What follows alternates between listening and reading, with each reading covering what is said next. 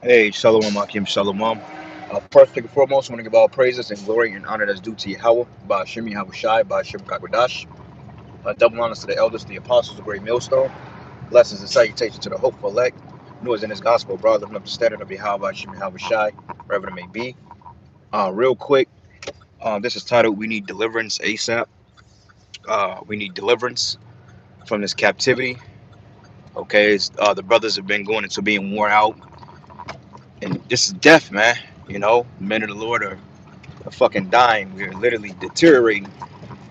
But we need deliverance, man, because hey, how about Shem Shai stated if the for the elect's sake, those days will cut short. So as we continue to progress through this society, through this kingdom, the Most High is speeding up the time, okay? Because we're in urgent matter of getting delivered from the hands of death, which is Babylon the Great.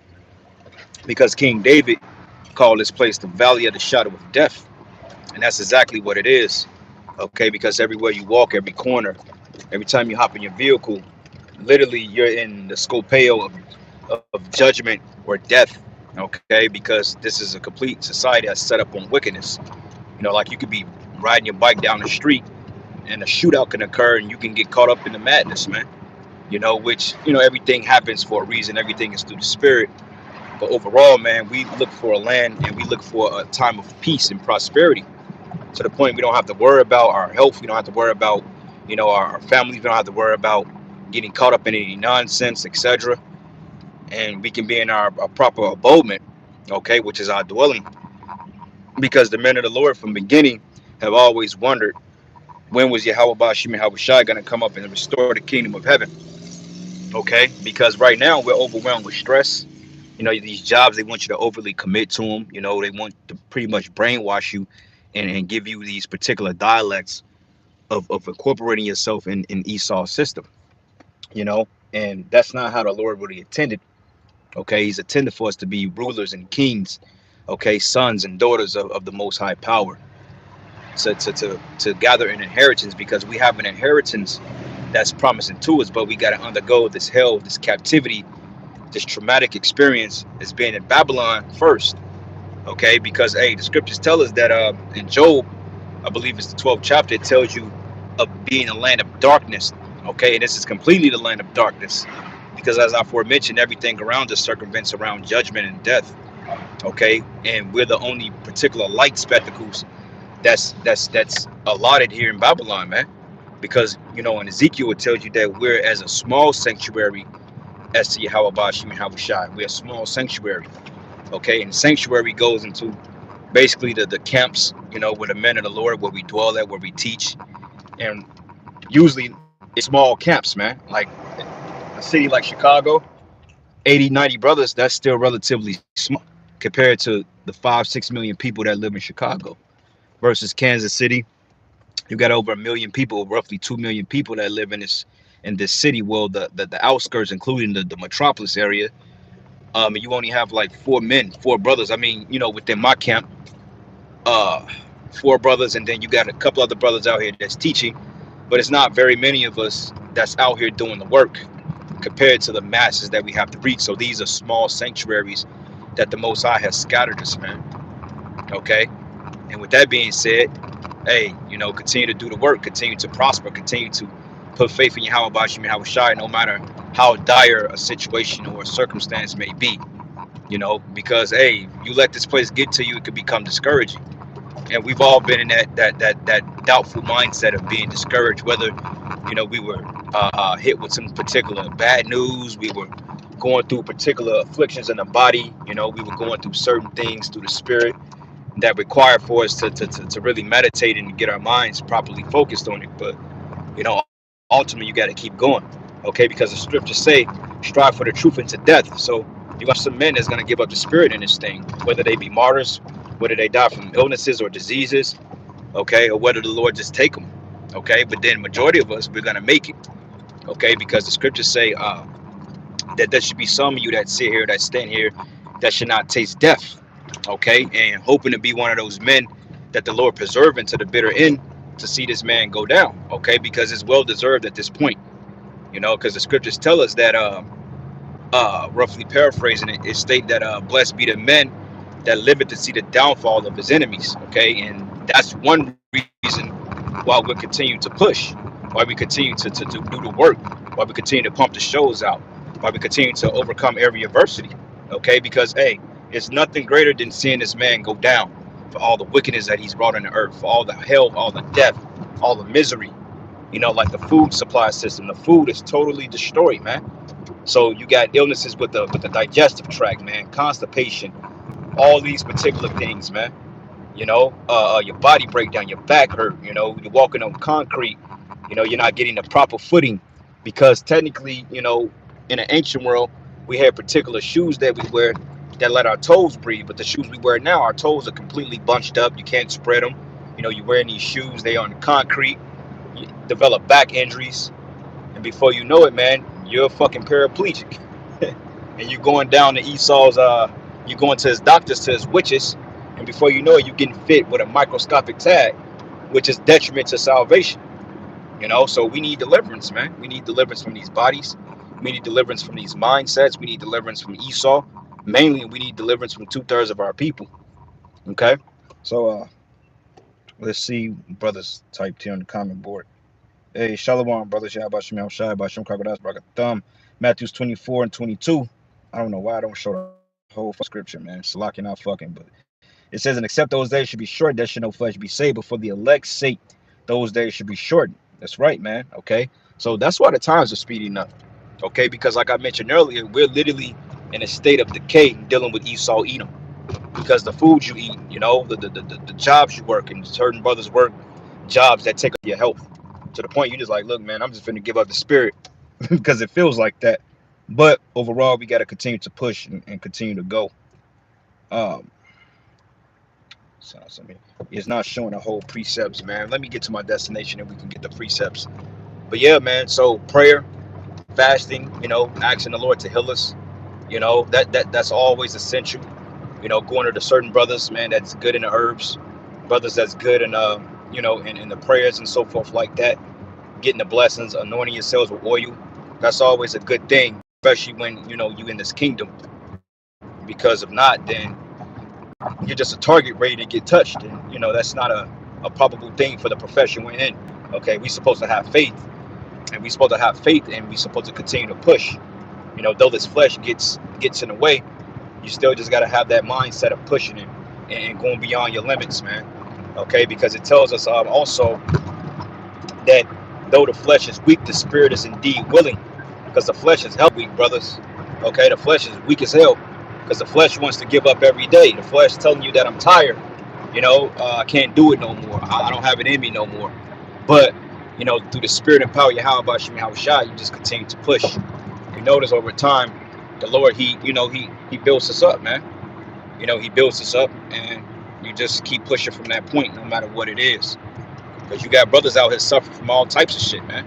Brothers I know personally that suffer from literally life-threatening illnesses, but you would never know because they don't really speak on these things and they're keeping a positive mindset, which is also an encouragement because the scriptures say comfort one another with these words. So, encouraging brothers to continue to push and not to lose hope. Okay, not to lose hope, not to lose faith. Though easier said than done, but hey, we fighting for a higher purpose. It's not about us. A couple of precepts here. Psalms the 23rd chapter, it says, and it's not showing. It says, "Yea, though I walk through the valley of the shadow of death, I will fear no evil. For thou art with me, thy rod and thy staff, they comfort me." The rod and the staff is the scriptures, man. That's why when we get into the scriptures and we go into the miracles, the healings are coming.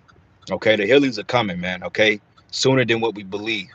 Just like when you think that your time is out, or you think that things are gonna get worse or dire, that's when the healing is gonna come. Because it says that the Lord should arise with healing in His wings, man. So believing that, understanding that, okay, not losing faith in the miracles, because the miracles are gonna come back in a big way, And hey, we keep preaching spiritual power, we keep preaching hope, we keep preaching endurance, we keep preaching patience, those things like that. So they're coming. Okay, one day, brothers, gonna wake up and you're gonna have the power to heal. You're gonna have the power to be healed. You're gonna have the power to do things, raise the dead, and this is all coming. Okay, because it tells us in book of what is it, Romans, that the things that are written before time are written for our learning today. So really having faith in a higher purpose, man. Not getting discouraged. Though it's once again easier said than done. But ultimately, man, just keeping that hope. Because hey, we knew everything and we had none of hope. What is hope if we knew everything? It's all about hope, man. You know, because right now we're in a time of some serious, serious tests. Lord is testing us, man. He's testing you through your finances, through your vehicles, through your health. And honestly, being tested through your health, that's the biggest thing to overcome, because when you're having health issues, it's easy to say, man, I don't have it in me no more, because your body wants to shut down. You don't know what's going on. These doctors, they don't tell you shit, especially if you as Jake. They want you to just wither away and die if you ain't on their medications. And that's also very discouraging, because us as men, we supposed to have these things on the wraps, man. We supposed to deal with real physicians and not people that's prescribing you fucking pills, chemically enhanced pills that's gonna break down your immune system. you know, your digestive tract, which digestive health is just as important as heart health, man. But a lot of people have what they call what you call it, gastroenteritis or gastrinal issues because of the foods. They don't have any nutrients. The alcohol and shit like that is completely toxic, and we need health, man. We need to be brought back in full health. All right. Let me get a couple more precepts before I end up going in this place. Revelation 12 and 12. Yeah, Khan, brothers, the book of Job, the 10th chapter, not the 12th chapter. Salaki, I was on that. But GMS four wins, but the Mayim. Nevertheless, we accord to his promise, look for new heavens and new earth when dwelleth righteousness. That's right. That's our hope, because we've lost hope in Babylon. Like I said, we're checked out of this place. Me, I'm completely checked out. I have no more to give Babylon. Anything else is just maintenance, preventative maintenance. That's it. Like, I don't have faith in a career or anything like that, man. I just don't have it in me. I'm done with it. I don't see a purpose. My mind doesn't even work in that manner. I just want to serve the Lord and get the fuck out of here, man. Straight up. Because I don't have any more hope in this place. The shit is through, and that's just what it is. That's how I know we closer to the end, because that's a state of being wore out, constantly harassed, demons fucking with you, man. People trying to fuck with your peace and etc. Um, Job 10 to 21, it says, before I go whence I should not return, even to the land of darkness, the shadow of death. That's America, man. The land of darkness, the shadow of death, because each and every last one of us, we can find some issue within our bodies, within our minds, within our beings. We can find some issue somewhere, whether it be health or mental, or just totally just fucked up, man. It's there. All right. Job 10 to 22, a land of darkness as darkness itself, man. When you think of death, when you think of darkness. All right. It says, and as the shadow of death without any order, this place is the fucking land of chaos, man. There's no order here. Everything is backwards. Men are women, women are men. Okay, you got the cisgender movement, the his or her bullshit. It's just a shit show, man. And it's like, damn, how long? How long must we endure this mishap, man? Because that's all it is a fucking orchestrated mishap. It's constantly is vexing. Like you got people that have heart related strokes because they're stressed out with the madness of Babylon, man. With the constant you have to, what do they call it?